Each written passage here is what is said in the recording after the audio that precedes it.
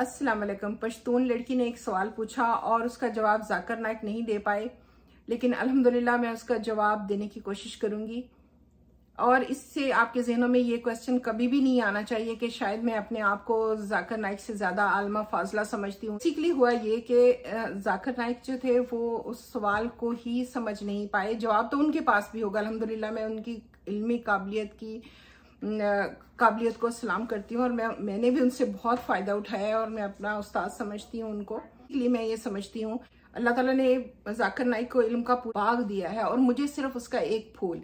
मैं भी इस सवाल का जवाब बहुत देर से ढूंढने की कोशिश कर रही थी, बहुत से मैसेज आते थे और मेरी अपनी भी ऑब्जर्वेशन ये थी कि लोग या माशरा बहुत ज्यादा नमाजें भी पढ़ते हैं, रोजे भी रखते हैं, चैरिटी भी देते हैं और उसके बावजूद बड़े बड़े गुनाहों में भी मुब्तला हैं।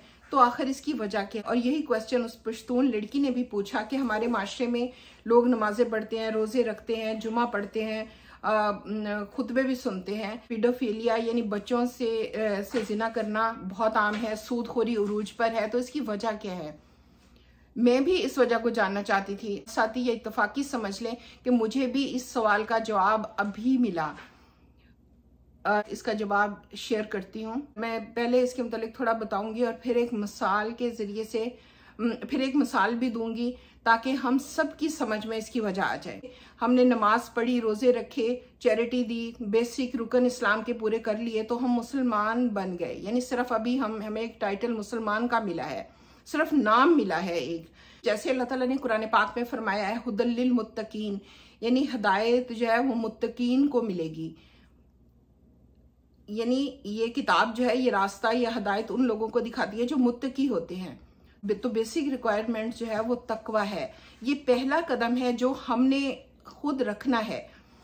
यानी जो हमारी आजमाइश या टेस्ट है कि अच्छाई और बुराई में से किस रास्ते पर चलना है, तो पहला कदम अच्छाई के रास्ते पर, सिराते मुस्तकीम पर तकवा के थ्रू अल्लाह से डर कर, अल्लाह से तौबा करके, बुराई को छोड़कर हमने पहला कदम रखना है। उलाइका अला हुदम मिर रब्बिहिम व उलाइका हुमुल मुफलिहून।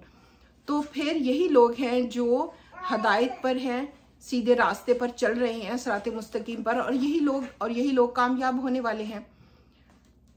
तो बेसिकली यही है कि भाई उस माशरे में अभी पहला स्टेप किया है उन्होंने, यानी नमाज रोजा और वो पूरा कर रहे हैं, लेकिन दूसरे जो सिराते मुस्तकीम पे अमली तौर पर जो एक टाइटल तो उन्हें नाम मिल गया है मुसलमान होने का, लेकिन अमली तौर पर अभी उनको इस रास्ते पर चलना है। जरूरत इस बात की है कि तकवा की अहमियत को उजागर किया जाए, तकवा के मुतालिक बताया जाए, उसके फजाइल बयान किए जाएं, तो उनको इस्लाम की सही अवेयरनेस और गाइडेंस दी जाए, वो इस रास्ते पर चलना शुरू करें प्रैक्टिकली। मिसाल बयान करूंगी, जैसे हम हंडिया बनाते हैं, उसके अंदर चिकन डालते हैं, लहसुन, अदरक, सारे मसाले डाल देते हैं और फिर हम बैठ जाते हैं साइड पर, तो क्या वो हंडिया बन जाएगी? नहीं, कभी भी नहीं बनेगी वो हंडिया। क्यों?